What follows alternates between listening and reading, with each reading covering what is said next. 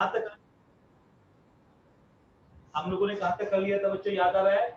ये वाला पोर्शन कर लिया था हमने, ये भी राइबोसोम्स का जो स्ट्रक्चर था 70 ईयर्स और ये सब पढ़ लिया था।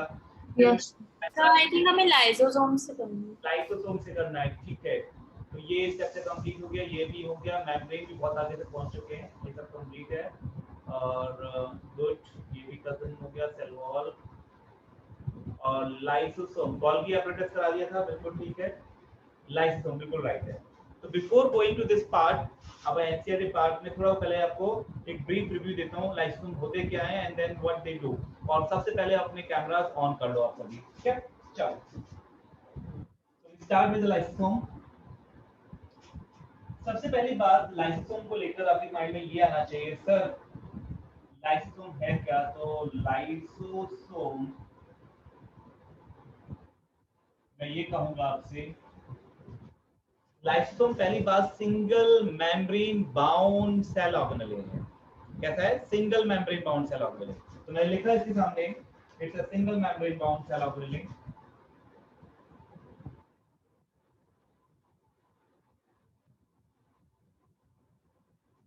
बाउंड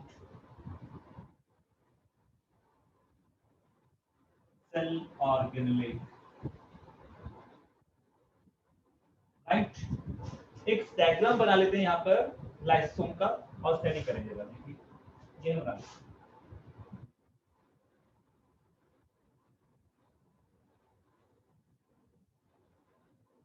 स्फेरिकल एक मेम्ब्रेन सिंगल बना ली मैंने। इस मेम्ब्रेन के अंदर बहुत सारे हाइड्रोलाइटिक एंजाइम प्रेजेंट हैं, बहुत सारे। ये नेचर ने कहा है कि लगभग लगभग 40 डिफरेंट टाइप के, कितने? 40 डिफरेंट टाइप के hydrolytic enzymes present in your lysosome, ठीक है? 40। और इन 40 हाइड्रोलाइटिक एंजाइम्स के नाम यूज कर रहा हूं मैं आपके साथ यहाँ पर, 40 डिफरेंट टाइप ऑफ हाइड्रोलाइटिक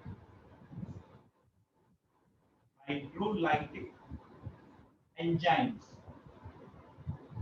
जब मैंने यह वर्ड यूज किया हाइड्रोलाइटिक, मतलब वो हाइड्रोलाइसिस करते होंगे, ब्रेक डाउन करते होंगे किसी चीज का। और ये हाइड्रोलाइटिक मतलब लाइसिस हो रहा है लेकिन वाटर के प्रेजेंस में हो रहा है। हाइड्रो वर्ड मतलब वाटर से रिलेटेड है। तो ऐसे एंजाइम जो वाटर के प्रेजेंस में ब्रेक डाउन करते हैं लार्ज कॉम्प्लेक्स सब्सटेंस का सिंपल फॉर्म में, वो ये हाइड्रोलाइटिक एंजाइम्स हैं। चलो गुड है। एक और वर्ड आपको यहाँ पे सुनने को मिलेगा, एसिड हाइड्रोलाइसिस प्रेजेंट है सर, एसिड हाइड्रोलाइसिस। तो I would write here lysosome contain acid hydrolysis, it contain acid hydrolysis. Again ये कुछ टर्म्स हैं, हाइड्रोलाइज मतलब हाइड्रोलाइटिक नेचर के एंजाइम, वो एसिडिक है नेचर में, यानी एसिडिक एनवायरनमेंट में प्रेजेंट है। दैट्स व्हाई इसका मीनिंग हुआ यहाँ पर जो एनवायरनमेंट होगा इस लाइसोसोम के अंदर वो एसिडिक कंडीशन होगा। तो पीएच कितनी होगी? पीएच वुड बी अबाउट 2 3 4 के अराउंड पीएच होगी, वैरी करेगी, 2 हो सकती है, 3 हो सकती है, यानी highly acidic condition would be in this your lysosome. तो मैंने लिखा यहाँ पर एसिडिक कंडीशंस हैं, यहाँ पर कैसी कंडीशंस है बच्चों? एसिडिक कंडीशंस हैं।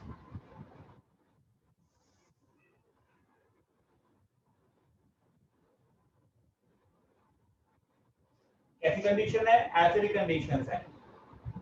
अब एसिडिक कंडीशन यहाँ मेंटेन कैसे हो रही है, ये बड़ी बात है, ये पता होना जरूरी है। हमारी इस मेम्ब्रेन के ऊपर यहाँ प्रेजेंट है, here we have a special proton pump। ये प्रोटॉन पंप बना दिया मैंने, क्या बना दिया भाई? These all are proton pump, कुछ ऐसे करके बना दिया, सिंबॉलिक है भाई। These are proton pump। अब ये प्रोटॉन पंप करने क्या वाले हैं समझाते हैं। हमारे पास अगर ये आपका लाइसोसोम है, this is your proton pump,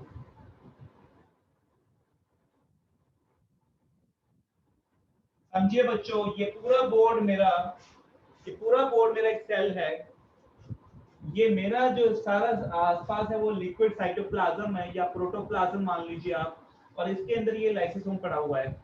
अब क्या होने वाला है देखिए जरा ध्यान से, प्रोटॉन्स जो है बाहर से अंदर की तरफ, प्रोटॉन्स बाहर से अंदर साइटोप्लाज्म से अंदर की तरफ पुश हो रहे हैं। पुश का मतलब अंदर आएंगे। कैसे होगा? पंपिंग एक्शन होगा। ये H प्लस आइन, मैंने कहा चलो H प्लस आइन, H प्लस आइन, H प्लस आइन, यहाँ बहुत सारे प्रोटॉन्स हैं, H प्लस आइन है साइटोप्लाज्म में, और ये प्रोटॉन बाहर से अंदर की तरफ पंप कर दिए गए। इनिशियल तो हो सकता है सिंपल डिफ्यूजन हो रहा होगा, नोट इशू, लेकिन एक टाइम के बाद अंदर की तरफ साइड इस वाले इस मैट्रिक्स में या इस एरिया में प्रोटॉन का वैल्यू बढ़ना शुरू हो जाएगा और यहाँ की पीएच बहुत गिरने लगेगी, रिड्यूस हो जाएगी, एसिडिक कंडीशन मेंटेन होंगी, बाहर से ज्यादा एसिडिक कंडीशन अंदर हो जाएंगी बिकॉज ऑफ H प्लस आइन अंदर की तरफ पंप किए जा रहे हैं। इनिशियल तो डिफ्यूजन रहा होगा, लेकिन एक टाइम के बाद यहाँ पे पंपिंग भी करना पड़ेगा। क्यों? बाहर H प्लस आइन का value amount as compare to अंदर काफी ज्यादा है और बाहर बहुत कम है, तो पंप करके अंदर आएंगे प्रोटॉन्स। तो इनको मैंने नाम दिया प्रोटॉन पंप। तो ये पिंक कलर के बनाती है मैंने, these are all proton pump. So due to these proton pumps, this H plus ions are accumulated inside your this structure. That is why condition हो गई acidic. तो आप पहली बात समझ आ गया कि एसिडिक कंडीशन क्यों मेंटेन होती है यहाँ पर।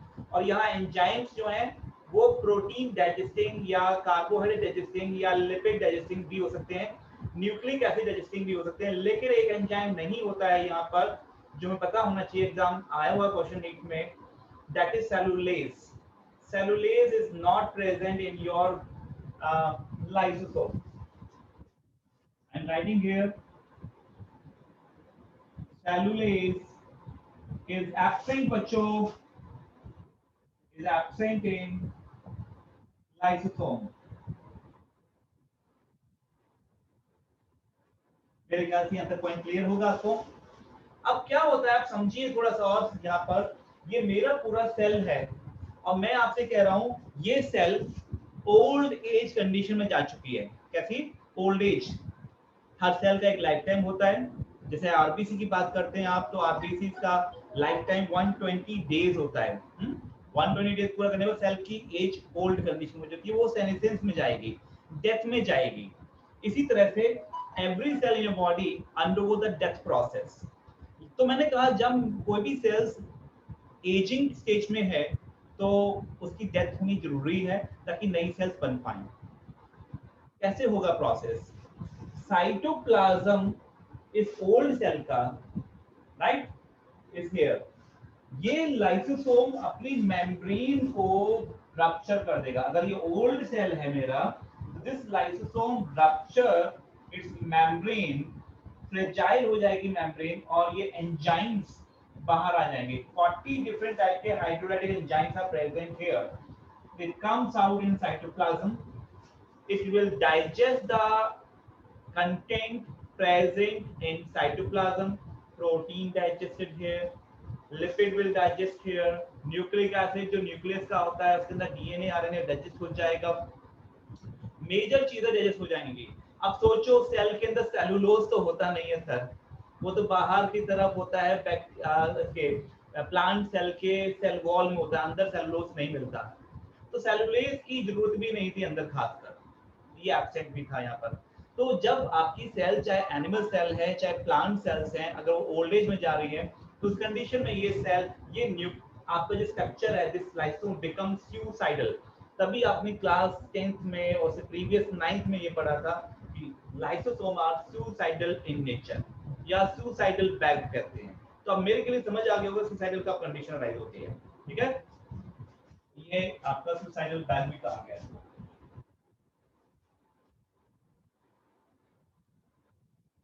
Suicidal.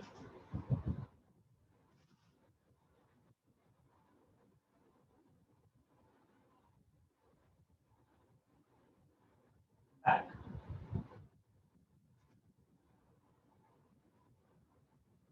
Old cells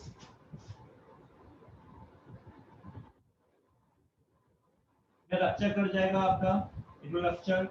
And cells which are in the starvation condition, cells in starvation condition. अब आप कहेंगे सर स्टारवेशन कंडीशन का मतलब यहाँ पर क्या है, तो मैं आपको सजेस्ट करूंगा कि मीनिंग इसका ये है कि जब आपको खाना नहीं मिलता तो आप स्टार्विंग कर रहे हैं, जब आपको खाना नहीं मिलता तो आप स्टार्विंग कर रहे हैं, खाना नहीं मिल रहा है आपको, मम्मी ने कुछ कह दिया, डैडी ने आपकी बात नहीं सुनी, आपकी मम्मी मैंने नहीं खाना खाना आज, आपने कुछ मंगाया नहीं, कोई बात आपने कहा मैं नहीं खाऊंगा, आपका मूड खराब हो गया, तो अब आपकी बॉडी के अंदर सेल स्टार्विंग कंडीशन में आ गई, सेल को फूड नहीं मिल रहा है।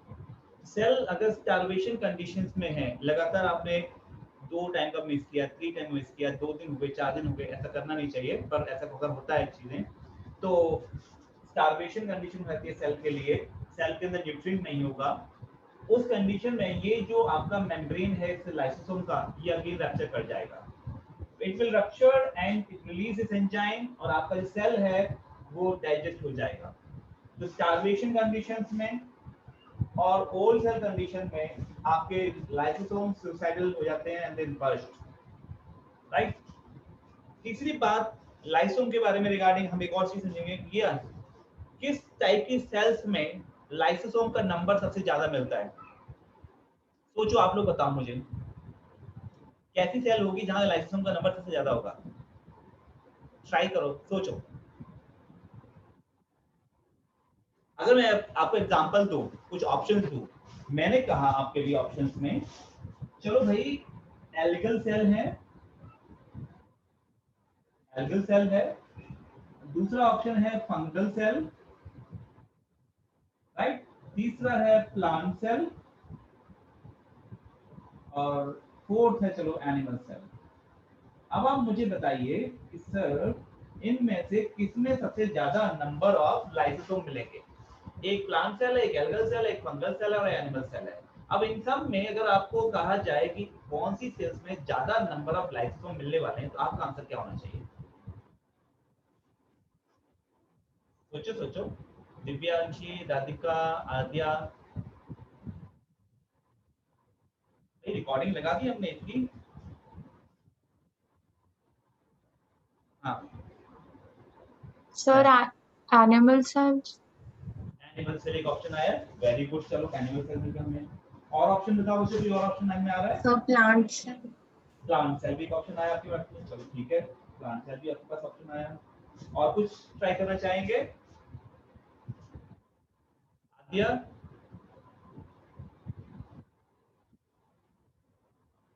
आदिया वॉइस आ रही बच्चा? Yes sir. तो ट्राई करना चाहोगे कोई ऑप्शन में से? सर मैंने अभी बोला था प्लांट्स। अच्छा, आपने बोला था, कैमरा ऑन कर लो ना, पता नहीं चलता है। तो इसका कैमरा वर्क नहीं करता, आईपैड पकड़ता है वो जो। कोई बात नहीं, चलो ठीक है। आप सोचो, मैं आपको हिंट, आपने अपना ऑप्शन बता दिया, मैं आपको बताता हूँ क्या होना चाहिए। सोचो बच्चों, एक ऐसी सेल जो डाइजेशन, जिसमें एंजाइम ज्यादा हो, वो ज्यादा है, तो आपके माइंड में आएगा सर डाइजेशन के लिए तो एनिमल सेल में डाइजेशन करती है, प्लांट सेल तो करती नहीं है, तो आप एनिमल सेल की तरफ चले जाते हो कई बार, ये सोचते हो माइंड में। फिर दूसरा पॉइंट मैं ये कहूंगा कि बेटर इससे फंगल सेल ज्यादा अच्छा है, क्यों? देखिए आंसर, इसका रीजन ये मेरे पास बहुत अच्छा था, मेरे पास एक डेड प्लांट पार्ट पड़ा हुआ है, डेड एनिमल पार्ट है, इसके ऊपर फंगस सेल ग्रो करती है, तो डेड प्लांट पार्ट के ऊपर ये फंगस सेल जो है अपने एंजाइम रिलीज कर देती है, इन एंजाइम की वजह से जो डेड पार्ट है वो हाइड्रोलाइज हो जाता है, सिंपल फॉर्म में कन्वर्ट हो जाता है, उस सिंपल फॉर्म को ये एब्जॉर्ब कर लेती है फंगल सेल। तो अगर फंगल सेल के पास ज्यादा नंबर में लाइसोसोम होंगे तो ज्यादा नंबर में अमाउंट में ये आपका एंजाइम स्टोर कर पाएगा, ज्यादा अच्छे से न्यूट्रिशन परफॉर्म कर पाएगा, राइट। तो हमेशा याद रखना, फंगल सेल्स में या फंजाई में नंबर ऑफ लाइसोसोम ज्यादा होते हैं as compare to animal cell, as compare to plant cell और as compare to algal cell, ठीक है ना? तो आप लिखेंगे fungal cells have large number of lysosome, largest number of lysosome.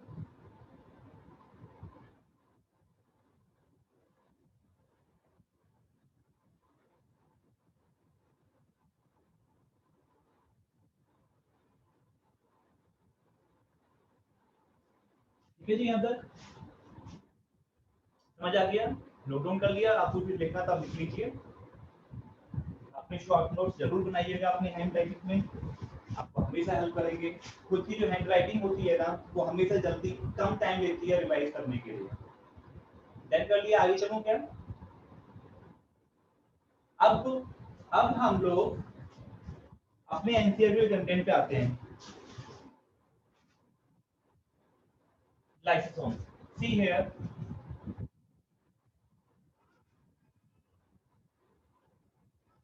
Lysosome are membrane-bound vesicular structure. Vesicular मतलब इस तरह से वेसिकल के फॉर्मेट में। ये मेरा वेसिकल बन गया। तो vesicular structure formed by the process of packaging in the Golgi apparatus. जब आपने कल पढ़ा था Golgi apparatus लास्ट क्लास में, तो मैंने कहा था कि इस तरह का कुछ स्ट्रक्चर ऐसी है।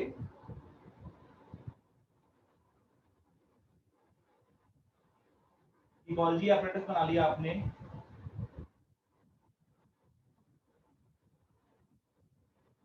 ऐसे और भी स्टैट्स। तो आप कहते हैं सर इन वाले क्वेश्चंस में जैसे न्यूट्रिएंट यहाँ से गया या ईआर से मटेरियल कंटेंट यहाँ पहुंचा, यहाँ से ये स्टोर होना शुरू हुआ, इसमें कन्वर्ट होना शुरू हुआ, पैकेजिंग होनी शुरू हुई इनके अंदर, ये आपस में कनेक्टेड भी हैं, we know it, they are connected with each other, right. तो कंटेंट यहाँ से यहाँ पर, और यहाँ पे हमें मान के चलता हूँ मेरे पास some content which is developed here and this protein which is here enzymatic protein है, तो यहाँ पे बडिंग होना शुरू हुआ, बटअप होकर एक स्ट्रक्चर बन गया इसी से लाइक दिस, और वो डिटैच भी हो गया, और उसके अंदर प्रेजेंट है lots of enzyme, because proteins enzymatic nature के होते हैं, तो lots of enzyme present here. So this particular structure which is bud out from this part is individually now called as lysosome. Lysosome उसी को कहेंगे जिसके पास enzyme होगा, जिसके पास एंजाइम होंगे। तो ये वैस्कुलर स्ट्रक्चर के पास एंजाइम प्रेजेंट है, हाइड्रोलाइटिक एंजाइम प्रेजेंट है, and they are developed from the Golgi apparatus. इस तरह से डेवलप होता है। सो लाइसोसोम का जो फॉर्मेशन हुआ वो एक सेटअप के थ्रू हुआ। मैं आपको यहाँ पर एक सेटअप, एक नाम भी आगे मिलेगा आपको, एडवांस मिल जाता है, GERL। GERL system is here which lead to the formation of lysosome. कैसे इसका full form? Golgi body associated associated endoplasmic reticulum lead to lysosome formation. Golgi body associated endoplasmic reticulum lead to lysosome formation. This is the full form of your GERL system in which Golgi body, ER दोनों associate करके lysosome का formation करा रहे हैं। Is it clear बच्चों? Yes, लिख लिया आपने? GERL का फुल फॉर्म लिख लीजिए, सभी अच्छे से लर्न करना है, रिवाइज करना है। आगे की तरफ देखते हैं हम लोग। अब मैंने कहा आइसोलेटेड लाइसोसोम वेसिकल, यानी कि एक सिंगल वेसिकल, ये आइसोलेटेड वेसिकल है, have been found very rich in almost all type of hydrolytic, मैं समझा चुका हूं, हाइड्रोलाइटिक एंजाइम, जिनको हाइड्रोलेसिस या acid hydrolases, because acidic content present है इसलिए एसिड हाइड्रोलेसिस या हाइड्रोलेस का कौन से हैं आपको? सर लाइपेज एक हाइड्रोलेस है, प्रोटीएज एक हाइड्रोलेस है, एंड कार्बोहाइड्रेट, ऐसे और भी हैं 40 टाइप के मैंने बताए थे वहां पर नंबर, ठीक है। इनमें से कुछ यहां लिखे हैं। ऑप्टिमली सॉरी, हां ऑप्शनली, वहां क्या लिखा हुआ? ऑप्शनली, ऑप्टिमली है, एमआई है, ऑप्शनली है, ठीक है। Optimally active at the acidic pH, बिल्कुल राइट है। ऑप्टिमम वर्किंग एफिशिएंसी या ऑप्टिमम वर्किंग कितने पर है इसका? ऑप्टिमम वर्किंग जो है बेस्ट है एसिडिक पीएच में। किसका? एसिड हाइड्रोलाइसिस का। किसका? Enzyme present in the lysosome. PH acidic में अच्छे से काम करते हैं, दैट्स व्हाई एसिड हाइड्रोलाइसिस है। This enzyme capable of digesting what? Carbohydrate perfect, proteins perfect, lipids and nucleic acid. Can you give me the name of some enzyme which are responsible for digesting carbohydrate? Can you give me the name? इस बच्चों याद आ रहा है कुछ बताओ, carbohydrate को digest करने वाला एंजाइम, जनरलाइज, कोई स्पेसिफिक नहीं पूछा, कोई जनरल एंजाइम सोचो माइंड में, माइंड को घुमाना जरूरी है। मैं आपको हिंट दूंगा।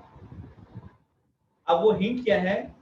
माउथ के अंदर डाइजेशन स्टार्ट हो जाता है इसका, और वहां एंजाइम प्रेजेंट है पर्टिकुलर, जो कार्बोहाइड्रेट को डाइजेस्ट करता है, कौन सा एंजाइम है माउथ के अंदर? सलाइवा एक कॉम्प्लेक्स स्ट्रक्चर है, उसमें म्यूकस भी है, वाटर भी है, और हाँ, enzyme name is salivary amylase. तो सलाइवा में मिलने वाला अमाइलेज है, इसलिए नाम पड़ा सलाइवरी अमाइलेज। ऐसे ही ये अमाइलेज, कुछ अमाइलेज स्टमक में मिलता है, उसको गैस्ट्रिक अमाइलेज भी कहते हैं। ऐसे ही बचा अमाइलेज पैंक्रिया में भी मिलता है, पैंक्रिया से आ रहा है, पैंक्रियाटिक अमाइलेज कहते हैं। तो एग्जैक्ट नेम हो गया अमाइलेज, सोर्सेज डिफरेंट हो गए, है ना? तो ऐसे ही याद रखिए हम लोग को, कार्बोहाइड्रेट के केस में लिखा है, इसको डाइजेस्ट करने वाला एंजाइम है अमाइलेज।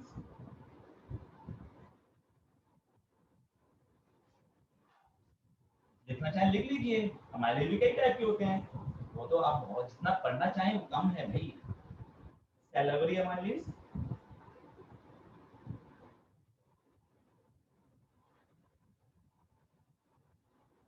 और अमाइलेज कौन सा होता है? Gastric amylase,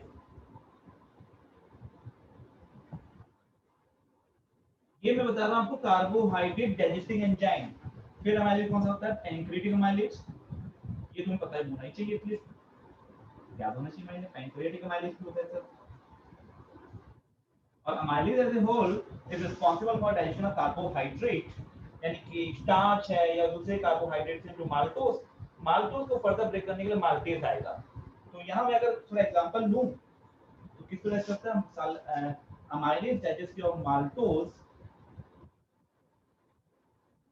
into, sorry, starch into maltose, कहाँ से हमारा डबल है? Digest your starch into maltose.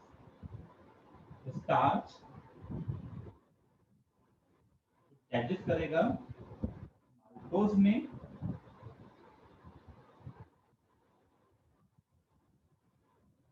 right, with the help of enzyme amylase.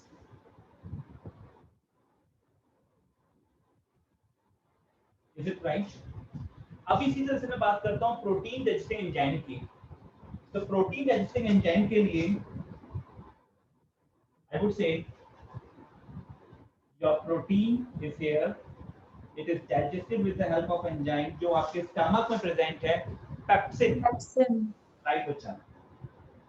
तो प्रोटीन डाइजेशन टू प्रोटियोसिस, अभी पूरी तरह से टूटा नहीं है, प्रोटियोसिस बना है, एंड पेप्टोन्स बने, छोटी प्रोटीन कहता हूं तुम्हें, peptones with the help of enzyme. The name of enzyme is pepsin. Protein digesting enzyme हो गया।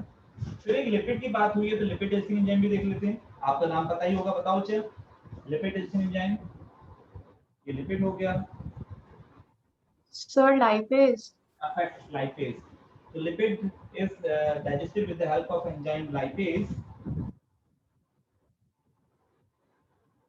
It will digest lipids into fatty acid and glycerol. Fatty acids and glycerol.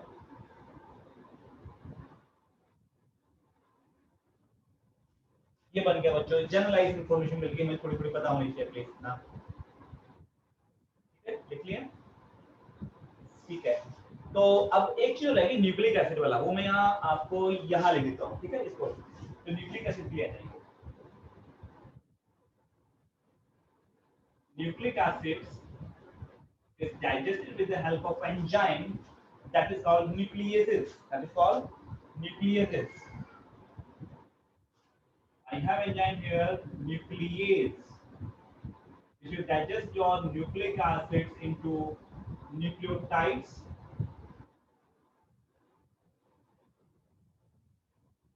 Right? Nucleotides. और फिर nucleotide को further break करने के लिए nucleotidase चाहिए, वो उसको न्यूक्लियोसाइड में तोड़ेगा। न्यूक्लियोसाइड को फर्दर ब्रेक करने के लिए न्यूक्लियोसाइडेज चाहिए, जो उसको सिंपलर एक आपका फॉस्फेट ग्रुप आ जाएगा, एक पेंटोज शुगर आ जाएगी और एक बेस आ जाएगा। आगे पढ़ेंगे चीजों, मतलब ये थोड़ा आइडिया यहाँ आया तो मैंने डिस्कस कर लिया।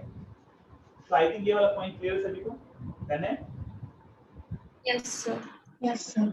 राधिका, आद्या, कोई वर्ड माइंड में आया? यस सर। चलो अगला पॉइंट समझते हैं फिर हम लोग। ये भी हो गया। अब पहुंचे हम लोग वैक्यूल्स पर।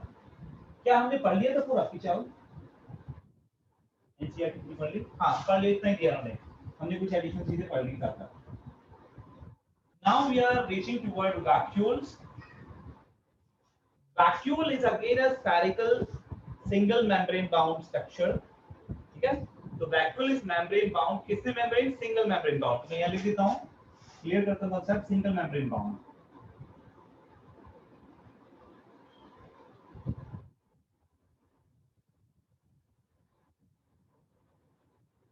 चल अपने लिए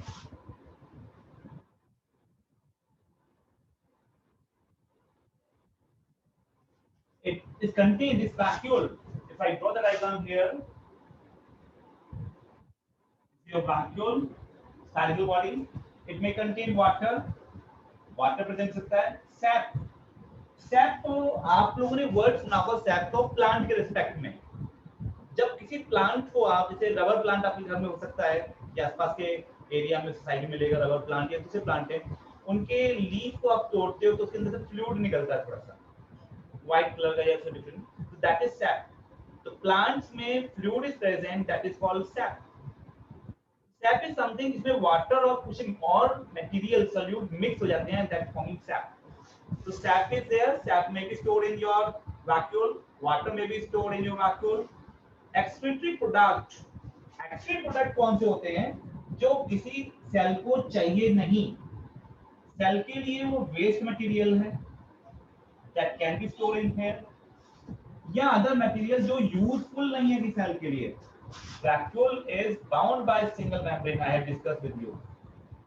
बट ये जो सिंगल मेम्ब्रेन है वैक्यूल की, इसको टोनोप्लास्ट कहा जाता है, राइट। स्पेशली प्लांट सेल की जो वैक्यूल है, लार्ज सेंट्रल वैक्यूल प्लांट मिला था, हमने बताया था, उसकी मेम्ब्रेन को टोनोप्लास्ट कहा जाता है। या कोई भी वैक्यूल हो और उससे पूछे कि what is the name of the membrane, then you can say it is a tonoplast. Very important, NEET में क्वेश्चन आया है, वेरी इंपॉर्टेंट।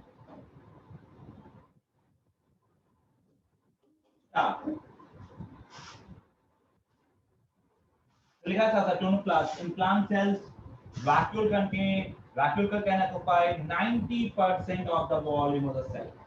प्लांट सेल में तो 90% एरिया आपका ये वैक्यूल ही खा जाता है सेल का। This is something about your vacuole.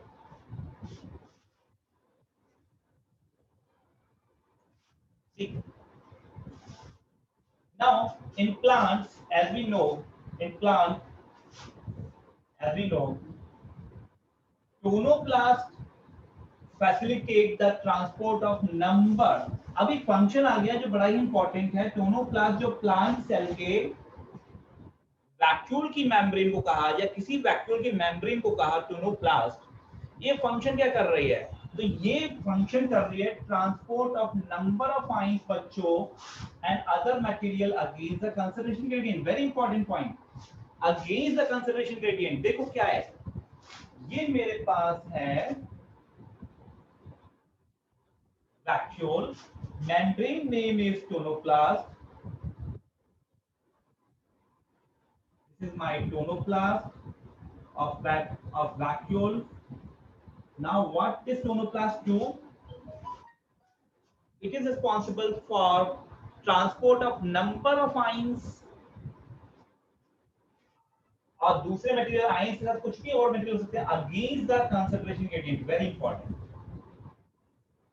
यानी कि अगर मैं कहता हूं भाई यहाँ पर आयंस का अमाउंट कम है, यहाँ ज्यादा है, फिर भी आयंस को या मटेरियल को अंदर कराएगा, ठीक है। तो that's why tonoplast is responsible for या मेंट फॉर और related with the transport of, ये अलग पॉइंट है, आज के क्वेश्चन बन सकता है, बनता भी है, ट्रांसपोर्ट ऑफ मटेरियल्स या ions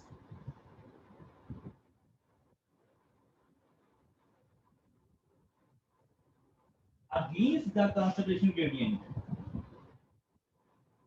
against the concentration gradient।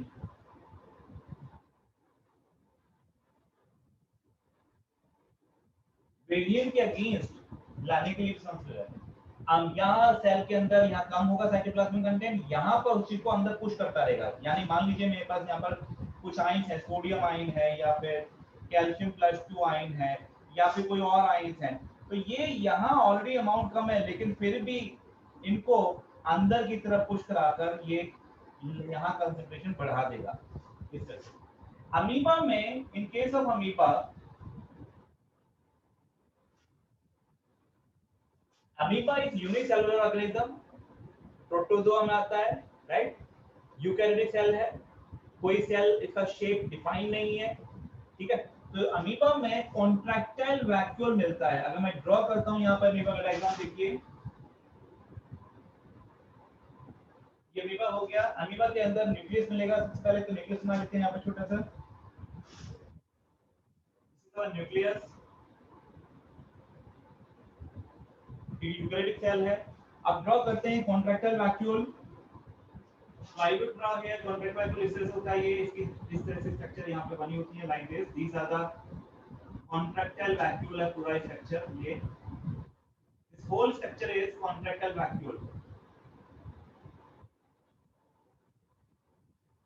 Contractile vacuole, ये कॉन्ट्रैक्टाइल वैक्यूल का काम होता है ऑस्मो रेगुलेशन मेंटेन करना। मेरे इस अमीबा में वाटर और सॉल्ट का अमाउंट बैलेंस करना है, वाटर एंड सॉल्ट का, कि पानी कितना होना चाहिए यहाँ पर, सॉल्ट कितने अंदर होने चाहिए। इससे ज्यादा होंगे तो बाहर फेंक दिया जाएगा, यानी बाहर सेंड कर रहा है, एक्सक्रीशन कर रहा है। एक तरह से वाटर अगर ज्यादा है अंदर तो बाहर फेंक रहा है, तो एक्सक्रीटरी प्रोडक्ट के फॉर्म में रिलीज कर रहा है। सॉल्ट अगर ज्यादा है, सॉल्ट को बाहर सेंड करना है तो एक्सक्रीशन के फॉर्म में फेंक करना है। तो मेनली वाटर सॉल्ट को ही एक्सक्रीट कराएगा बाहर। इसको मैं ऑस्मो रेगुलेशन कहता हूं, या एक्सक्रीशन कह सकते हैं जनरलाइज्ड टर्म में। एक्सक्रीशन में और भी मटेरियल जा सकते हैं बाहर, लेकिन ऑस्मो रेगुलेशन में वाटर और सॉल्ट को ही बाहर सेंड करना है। That is maintaining the osmolarity of the cell which is done with the help of contractile vacuole. ये चाहे अमीबा का हो चाहे पैरामीशियम का कॉन्ट्रैक्टाइल वैक्यूल हो, सेम ही काम करने वाला हर जगह। डन है? चलो आप लिख सकते हैं, ये अच्छी बात है। मैं कहूंगा यहाँ अंडरलाइन कर रहा हूँ, यहाँ मैंने कॉन्ट्रैक्टाइल वैक्यूल बना दिया है। इसका मेन फंक्शन क्या है, is important for the osmo regulation. मैं लिख दूंगा ऊपर एंड एक्सक्रीशन। अब ऑस्मो रेगुलेशन की डेफिनेशन में यहाँ लिख रहा हूँ। ये ऑस्मो रेगुलेशन क्या है? Osmo regulation is process of maintaining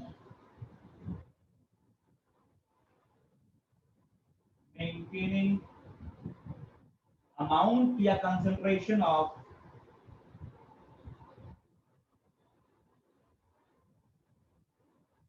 water and salt,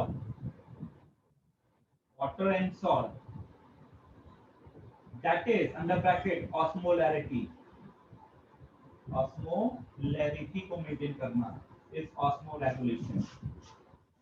excretion भी करता है मैनी सेल्स में। अगर मैं बात करता हूं प्रोटिस्ट में फूड वैक्यूल, अब देखो कई तरह के वैक्यूल हैं यहाँ पर। कुछ टाइप के वैक्यूल की बात हो रही है, एक फूड वैक्यूल की बात हो गई। अब इससे पहले कॉन्ट्रैक्टाइल वैक्यूल की बात हुई हमारे पास। तो दीज ऑल, उससे पहले एक सेंट्रल वैक्यूल की बात हुई थी प्लांट्स में, ठीक है। तो यहाँ पर अब एक तीसरा कैटेगरी का वैक्यूल मेरे पास आ गया, दैट इज फूड वैक्यूल। तो प्रोटीन कहाँ मिलेगा फूड वैक्यूल? पहली बात तो आप कहेंगे सर प्रोटिस्टा के अंदर फूड वैक्यूल मिलता है। और ये फूड वैक्यूल क्या है, नाम ही क्लियर कर रहा है, जो फूड है उसको स्टोर करेगा। एक मेम्ब्रेन बाउंड स्ट्रक्चर प्रोटिस्टा मिल रहा है, फूड को स्टोर कर रहा है। Form by the engulfing of the food particle. Diagram draw करके क्लियर करता हूं मैं आपको थोड़ा सा। तो ये बात है आपकी प्रोटिस्ट की। तो प्रोटिस्ट में हम लोग यहाँ ड्रॉ कर लेते हैं इसी स्लाइड पर, और बना लेते हैं यूग्लिना का डायग्राम। ये यूग्लिना, इसका एक फ्लैजिला आपका ये हो गया, मान लेते हैं बाई फ्लैजिला स्ट्रक्चर होता है ये, राइट। पैरामीशियम भी ले सकते हो, पैरामीशियम भी ऐसा होता है, पैरामीशियम में भी ऐसा होता है। तो फूड मॉलिक्यूल्स मान लीजिए यहाँ पर पड़ा हुआ है और ये एंटर कर रहा है किसी ओपनिंग के थ्रू। जैसे फूड ओपनिंग यहाँ पर ये पुश होगा, इधर पहुंचेगा और इसके थ्रू अंदर जाएगा। जब भी फूड मॉलिक्यूल अंदर जा रहा है तो इसके सराउंडिंग में एक मेम्ब्रेन बन जाती है। क्या बन जाती है? मेम्ब्रेन बाउंड स्ट्रक्चर बन जाता है। This is when it enter this membrane covers the food particle. Now this structure is called food vacuole. इसको मैं कहूंगा फूड वैक्यूल। फूड वैक्यूल का मतलब व्हेन आउटसाइड से some food substance entered, it is then this food is bound by membrane. This structure is called food vacuole. इस structure क्या कहूँगा मैं? Food vacuole कहूँगा। इसी से एग्जांपल और लेते हैं पैरामीशियम में, और इसी से एग्जांपल क्लियर होता है वाला। पैरामीशियम देखिए जरा, पैरामीशियम में डायग्राम है ये। सर अमीबा में भी बनता है ना फूड वैक्यूल? राइट है, वहां भी बनेगा, बिल्कुल वहां भी आ जाएगा। तो उसका भी एग्जांपल दे सकते हैं? हाँ, वहां भी फूड वैक्यूल बनता है, बिल्कुल राइट है। ये हो गया। यहाँ पर एक ओपनिंग होती है इनके पास, इसको साइटोफेरिंक्स कहा जाता है, और इस वाले पॉइंट को बुलेट कहते हैं। यहाँ एक ओपनिंग हो गई इसकी, this opening is called bullet, right. और ये हो गया साइटोफेरिंक्स।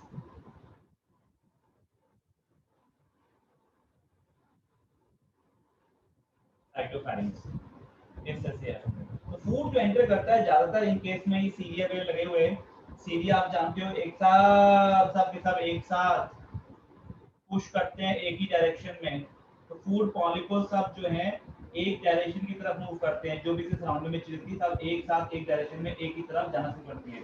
तो मान लीजिए फूड यहाँ कहीं पड़ा हुआ था आपका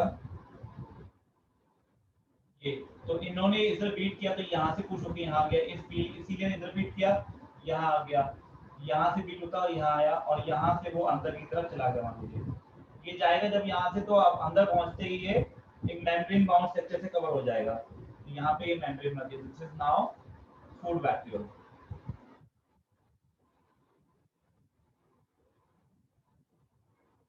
एमीबा के केस पे थोड़ा डिफरेंस होता है डायग्राम। वहां पर कोई फूड एंटर करने के लिए कोई साइटोफेरिंक्स वाला पार्ट नहीं है। यहाँ पर किसी भी साइड से फूड सब्सटेंस एंटर कर सकता है, डिफ्यूजन के थ्रू सीधा अंदर मूव करेगा। मान लीजिए यहाँ पर ये फूड सब्सटेंस है, ये स्यूडोपोडिया, ये मान लीजिए